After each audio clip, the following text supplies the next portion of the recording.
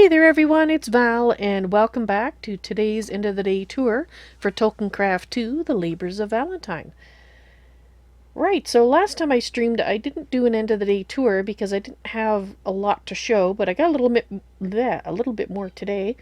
So here we are with an end of the day tour. Right. You may notice we have a few staff members now. I'm actually going to go over and hire some so I can show you how we do that. Let me just take out some cash though first, because you have to pay them. Alright, there we go. And I think total I have about 30 guys here. And yes, VTC, we have 30. And I've labeled them for basically what their main functions are. So most of them are basically labeled as Fortress. And we have guys on the walls, archers of course. I may add more eventually, but this is what I started off with. And we actually had my very first invasion here. Yes, as soon as I staffed the place, we had a Dol Guldur invasion. And unfortunately, one of the main gate guards gave his life in line of duty. So I'd like to have a moment of silence for that brave elf.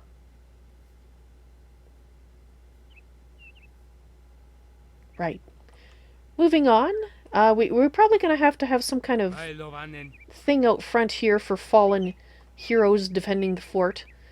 I'll have to think about that. Yes, that's right. I would like to memorialize elves who have given their lives defending this place.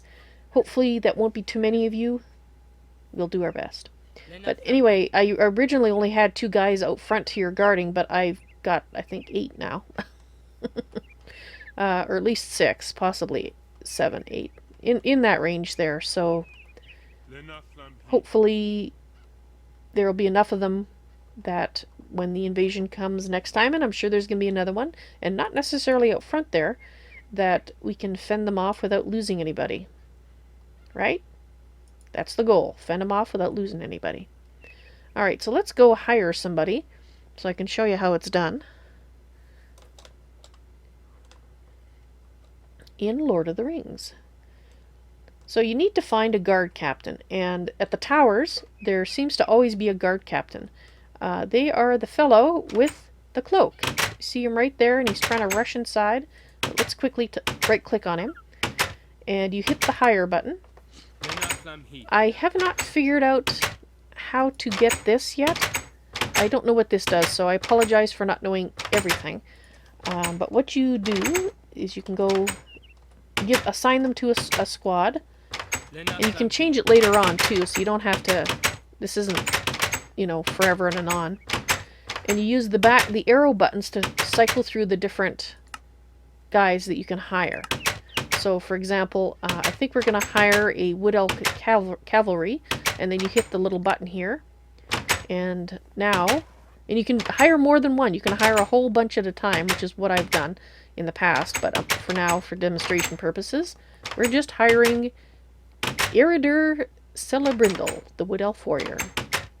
So, you can tell he is hired by me because he's got 2... I think the top health bar is his and the bottom health bar is his woodland elf. So, because it's only the mounted guys that have the 2 bars like that. So he will teleport to you, so we're just going to zip across here and make sure that he is coming with us.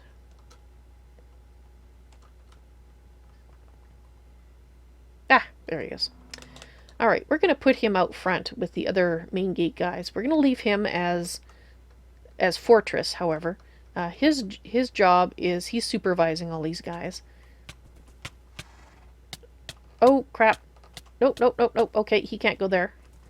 Come here, guy. Right, you're gonna suffer.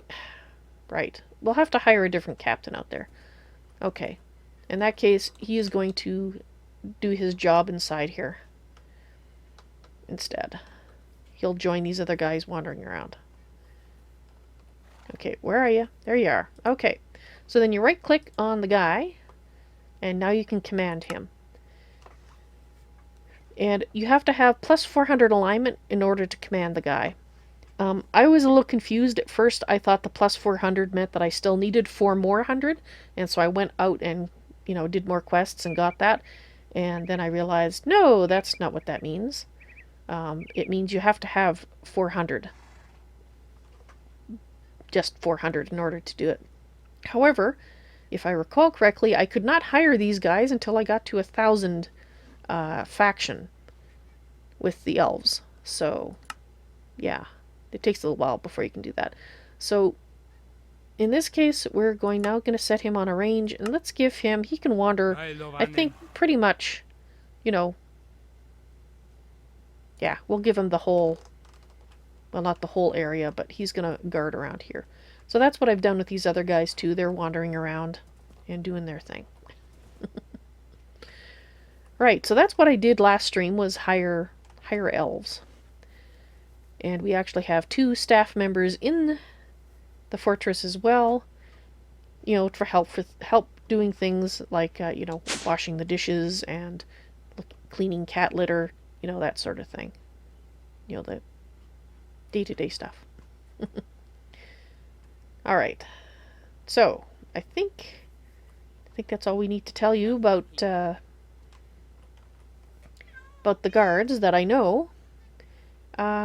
Oh, one other thing is you can see over the symbol over their head tells you what they are.